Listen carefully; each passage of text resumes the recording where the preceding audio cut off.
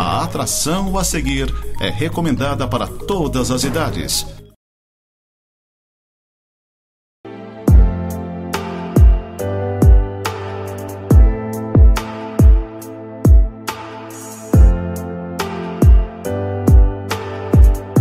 Olá, gente amada, gente querida, graça e paz, que Deus abençoe sua vida, sua casa, sua família. Antes de nós entrarmos no texto de meditação de hoje, vou falar um pouquinho sobre João capítulo 13, se você já quiser apanhar a sua Bíblia e abri-la nesse capítulo 13 do Evangelho de João. Eu quero rapidamente aqui falar um pouquinho sobre o lançamento de alguns livros meus que chegaram essa semana. Sonhos de Infância, Propósitos de Deus, um livro baseado na vida de José, um referencial para uma vivência em santidade ao Senhor. Eu não sei se vocês sabem, mas eu divido o meu trabalho entre o trabalho pastoral e o trabalho como escritor. O outro livro que chegou, nem tirei do plástico ainda aqui, Entre Santidade e Apostasia, um livro bem atual para o tempo que nós estamos aqui vivendo e passando, baseado na vida de Samuel, um referencial de santidade em uma época de apostasia. E tem um grupo de amor e cuidado na casa do James e da Anne, e nós estamos trabalhando o livro de Apocalipse também, um estudo muito atual dentro de tudo aquilo que está acontecendo no Oriente Médio. O primeiro volume saiu, Preparados para a Eternidade. Você precisa se ocupar com isso, onde você vai passar a sua eternidade. O primeiro volume das 7 primeiras igrejas, né? Éfeso, a igreja que abandonou o seu primeiro amor, um apelo para voltar ao princípio de tudo, né? E Esmirna, a igreja desafiada a permanecer fiel até a morte, a recompensa da coroa da vida. Essa semana chegam mais 3 volumes, eu vou estar colocando à disposição. Tem um número aí embaixo no seu aparelho. Se você quiser fazer a encomenda, você pode fazer junto comigo e eu vou estar enviando para você, tá bom? Obrigado, queridos. Vamos lá para João capítulo 13, aonde nós lemos o seguinte: Ora, antes da festa da Páscoa, sabendo Jesus que era chegada a sua hora de passar desse mundo para o Pai, tendo amado os seus que estavam no mundo, amou-os até ao fim. Durante a ceia, tendo já o diabo posto no coração de Judas Iscariotes, filho de Simão, que traísse a Jesus, e sabendo este que o Pai tudo confiara às suas mãos e que ele viera de Deus e voltava para Deus, levantando-se da ceia, tirou a vestimenta de cima e, tomando uma toalha, cingiu-se com ela. Depois deitou água na bacia e passou a lavar os pés aos discípulos e a enxugar-los com a toalha com a qual estava cingido. Aproximando-se, pois, de Simão Pedro, este lhe disse: Senhor, tu me lavas os pés a mim? Respondeu-lhe o Senhor Jesus: o que eu faço não sabes agora, compreendê-lo-ás depois. Disse-lhe Pedro: nunca me lavarás os pés. Respondeu-lhe Jesus: se eu não te lavar os pés, não tens parte comigo. Então Pedro lhe pediu: Senhor, não somente os pés, mas também as mãos e a cabeça. Declarou-lhe Jesus: quem já se banhou não necessita de lavar senão os pés. Quanto ao mais, está tudo limpo. Ora, vós estáis limpos, mas não todos, pois ele sabia quem era o traidor, por isso foi que disse: nem todos estáis limpos. Depois de lhes ter lavado os pés, tomou as vestes e, voltando à mesa, perguntou-lhes: compreendeis o que vos fiz? Vós me chamais o Mestre e o Senhor, e dizeis bem, porque eu o sou. Ora, se eu, sendo o Senhor e o Mestre, vos lavei os pés, também vós deveis lavar os pés uns dos outros, porque eu vos dei o exemplo para que, como eu vos fiz, façais vós também. Esse é o texto, um texto um pouco longo, um pouco comprido, mas um texto que expressa aquilo que nós, como Casa do Pai, como Igreja do Nazareno, aqui na cidade de Lages, cremos, vivemos e pregamos, né? A Casa do Pai, ela quer ser um lugar onde as pessoas se tornam servas voluntárias porque entenderam que a natureza do Pai, a natureza de Deus é servir. Olha só, Nós, na Casa do Pai, pregamos e ensinamos isso. Nós pregamos serviço voluntário às pessoas, por quê? Porque nós entendemos que a natureza do nosso Deus, a natureza do Senhor Jesus é dessa maneira. Eu creio que o nosso maior desafio nessa sociedade ensimesmada que nós vivemos é justamente servir uns aos outros. Nós temos um desafio de sermos servos, e eu tenho falado isso na igreja praticamente um ano inteiro pregando sobre isso, sermos servos e não clientes. O que acontece na maioria das igrejas hoje? As pessoas chegam e elas querem ser servidas, elas são clientes que se assentam e que recebem um serviço religioso. Muitas vezes nem pagam por esse serviço religioso, mas elas querem receber esse serviço religioso. Então, para nós pregarmos e ensinarmos o que nós estamos ensinando, é um verdadeiro desafio. Mais do que pregar, a melhor maneira de você transmitir Jesus para uma pessoa é servindo ela. E isso é uma coisa complicada, porque eu sei que tem pessoas que se aproveitam da bondade, do carinho, da atenção, do dinheiro, enfim, de tantas coisas.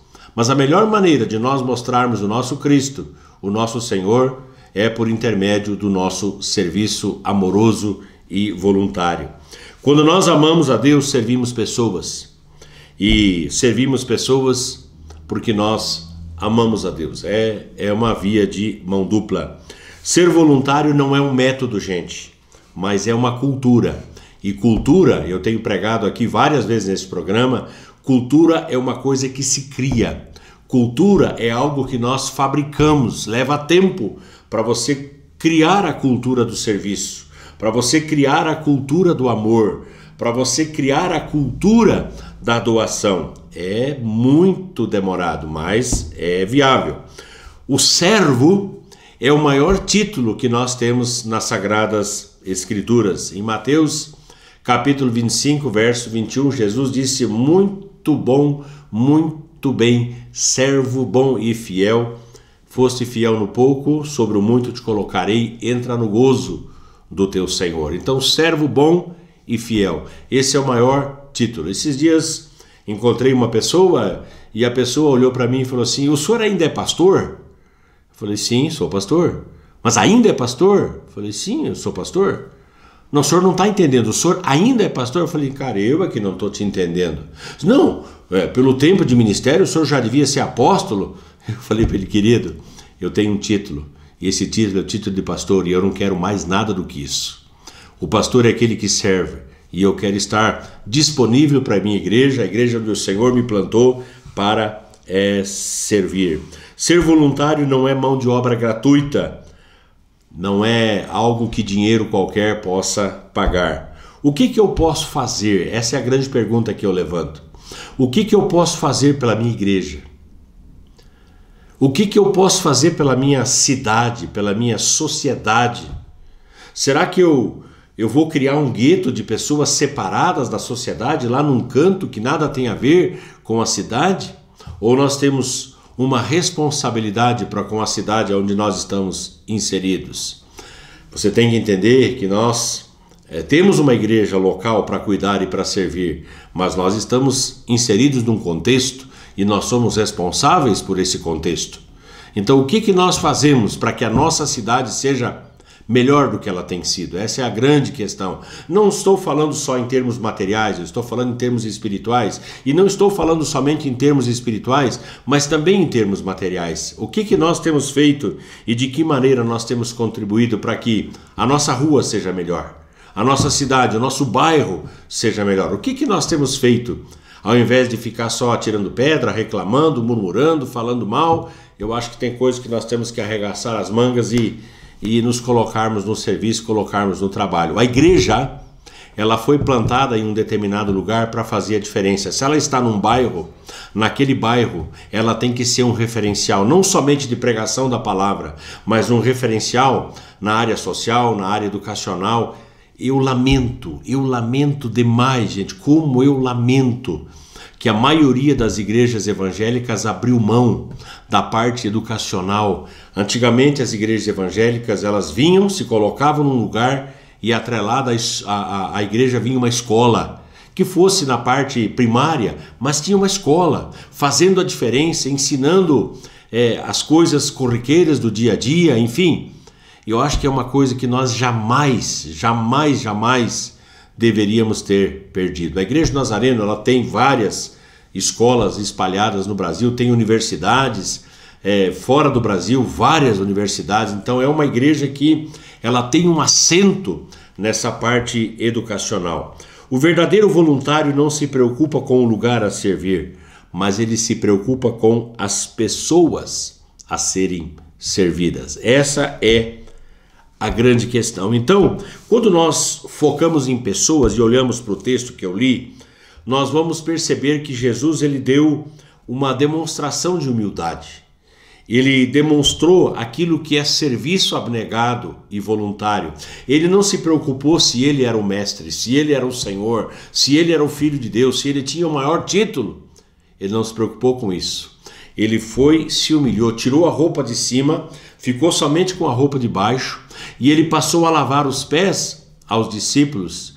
E ele diz: eu vos dei uma grande lição, hipodeigma, ou seja, um dogma cavalar, para que como eu fiz, vocês façam também. Então ele fala no verso 17, ora, se sabeis estas coisas, esse texto, esse versículo eu não li, bem-aventurados sois se as praticardes. Bem-aventurados sois se as praticardes. Então, por que nós servimos? Vamos nos perguntar isso. Nós servimos porque nós temos um exemplo. Jesus deu o exemplo. Ora, se ele sendo mestre, se ele sendo o Filho de Deus, fez o que fez, de que maneira eu serei melhor do que ele? Eu tenho que fazer exatamente aquilo que ele fez, servir sem me preocupar com a minha posição, com o meu título, se eu tenho um DR na frente do nome ou qualquer coisa do tipo. Eu não posso me preocupar com isso. Eu tenho que entender que eu fui inserido, colocado em um contexto para ser servo voluntário. Nós chegamos de um retiro de jovens há poucos dias.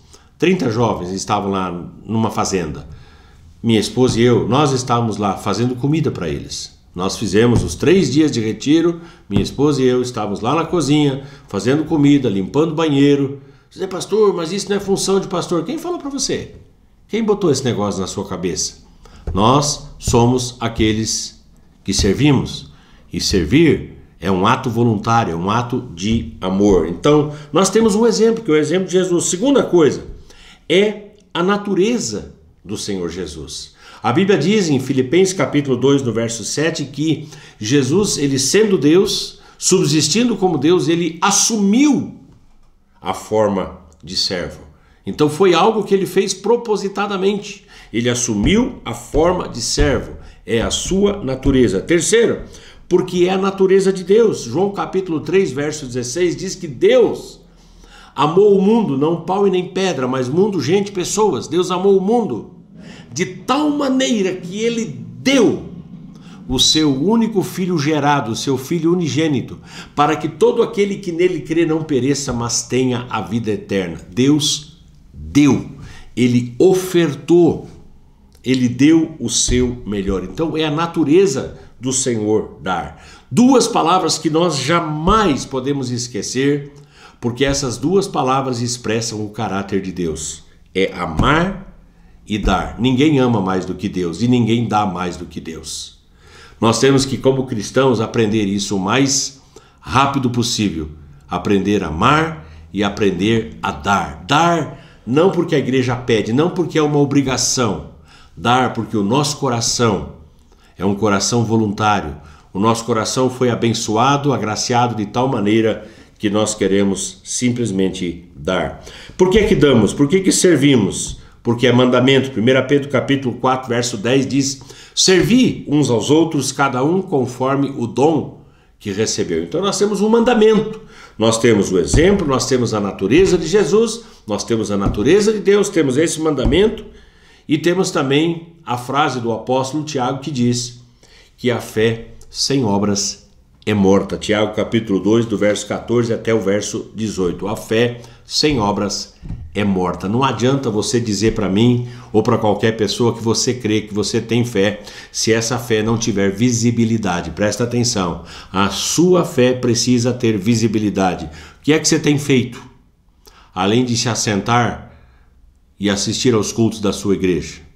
Eu preguei isso na igreja e o telefone na segunda, na terça, na quarta, foi tocando, pessoas se colocando à disposição. Pastor, eu estou aqui há tanto tempo e eu não faço nada. Teve uma senhora que passou há poucos dias por uma cirurgia, ela falou, pastor, chega de eu ficar parado, eu não quero mais ficar parado, eu quero fazer alguma coisa no reino. E isso é algo que alega demais o coração de um pastor, porque muitas vezes nós estamos lá pregando, ensinando e não há resposta. Então o meu desafio para a Igreja do Nazareno em Lages, a Casa do Pai, é ter pelo menos 1/3 dos seus membros envolvidos de alguma maneira em algum tipo de serviço. Seja com crianças, seja com jovens, seja com adolescentes, seja com idosos, seja com casais, seja fazendo missões, seja ofertando, seja contribuindo. De qualquer maneira, eu desejo ter 1/3 dos meus membros servindo. Como servir? Servir com amor. Simplesmente servir com amor. Quando nós amamos, presta atenção que eu vou dizer para você, nós não esperamos nada em troca. Tem gente que dá, mas ele fica esperando o retorno. Não. Nós ajudamos muitas pessoas, até casas nós construímos como Igreja do Nazareno. E as pessoas muitas vezes viram as costas e elas saem ingratamente, sem dizer muito obrigado, sem dar um abraço. E aí as pessoas falam, pastor, até quando o senhor vai deixar de ser bocó? Né? O senhor fica fazendo essas coisas, as pessoas se aproveitam da situação. E eu digo, eu aprendi com Jesus que eu não faço para merecer, eu não faço para conquistar, eu não faço para receber nada em troca, eu faço porque eu amo. Então isso nós precisamos entender, nós não esperamos nada em troca. Se você esperar alguma coisa em troca, eu vou dizer, você vai se decepcionar, porque as pessoas são muito ingratas.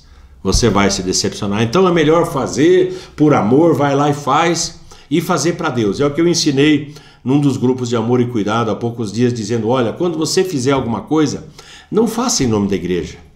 Quando você fizer alguma coisa, não faça em seu nome, mas faça em nome do Senhor Jesus. E isso vai contar como galardão na eternidade, vai contar como galardão. Uma hora dessa eu prego aqui sobre galardão, mas eu quero que você entenda isso. Se você fizer em seu nome, não vale nada. Se você fizer em nome da sua igreja, também não vale nada. Mas se você fizer em nome do Senhor Jesus, vai contar na eternidade como um galardão para você. Servir em amor, servir com excelência, gente. Quando nós formos fazer alguma coisa, esmero, dedicação, fazer o melhor. A Bíblia diz, maldito aquele que fizer a obra do Senhor relaxadamente, ou seja, vai lá e faz de qualquer jeito. Não. Quando você for fazer alguma coisa, faça o melhor que você puder. O melhor que você... Eu não estou dizendo que tem que ser o mais caro, não é isso que eu estou falando. O mais caro nem sempre é o melhor. O melhor é onde está o seu coração.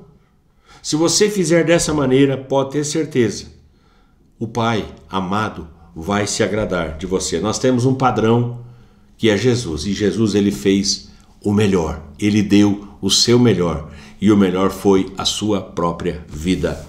Então, servir em amor, servir com excelência, servir com compromisso. Gente, compromisso.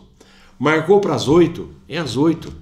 Seja pontual, seja zeloso, seja assíduo, buscando resultados, ou seja, nas mínimas coisas que você faz, você vai mostrar o quanto a excelência de Deus está na sua vida.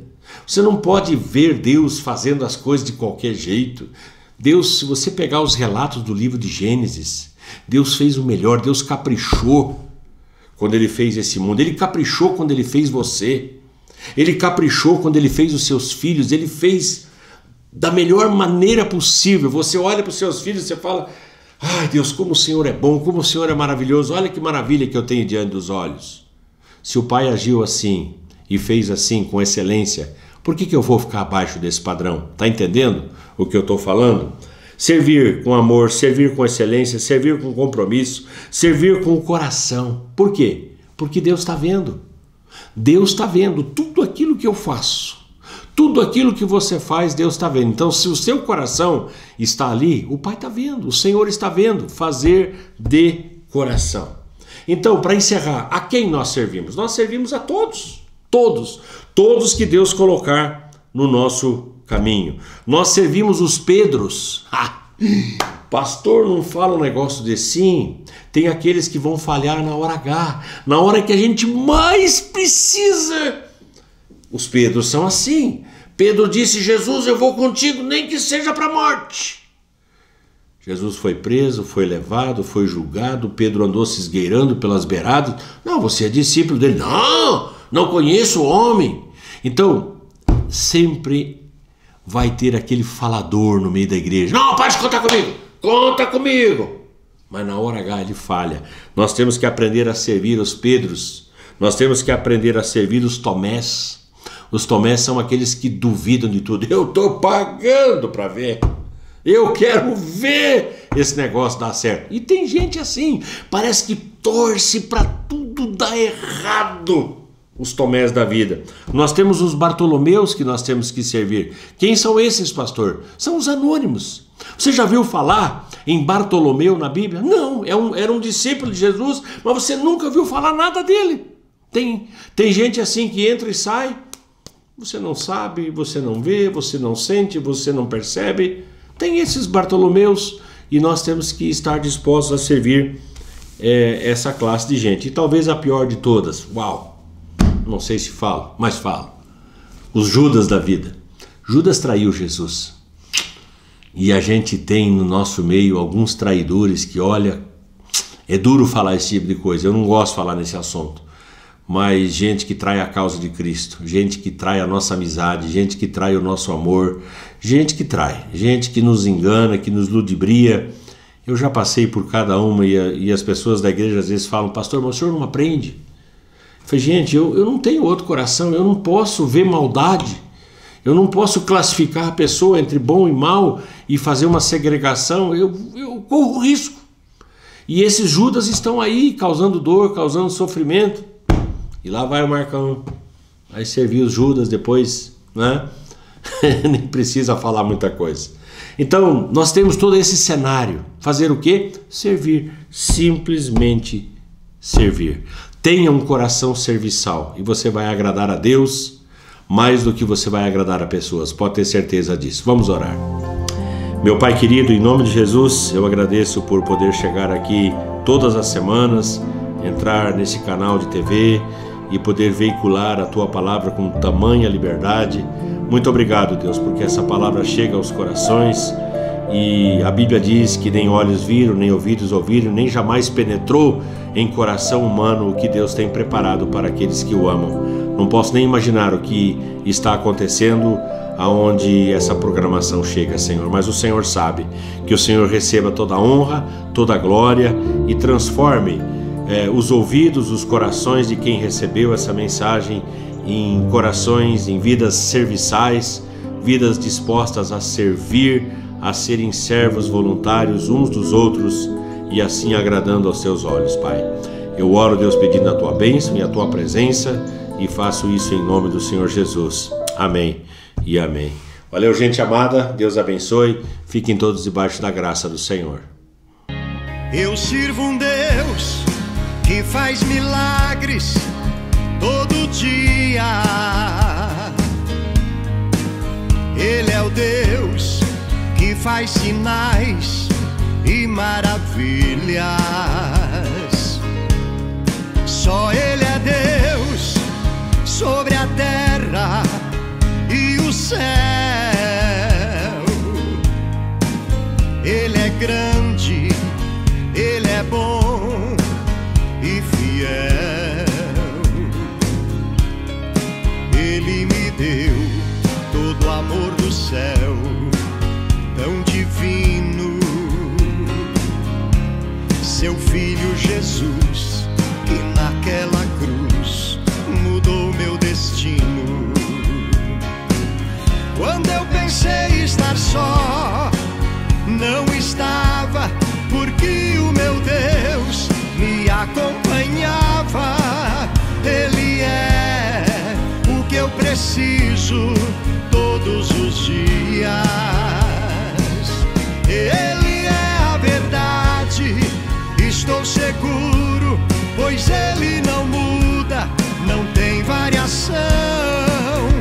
Esse é o Deus que eu tenho comigo no meu coração.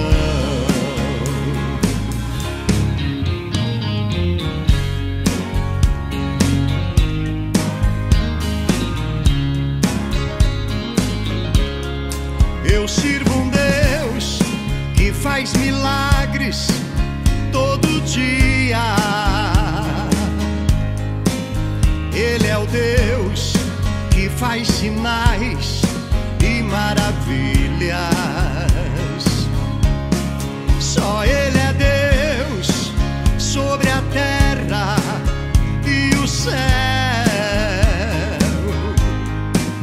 Ele é grande, Ele é bom e fiel.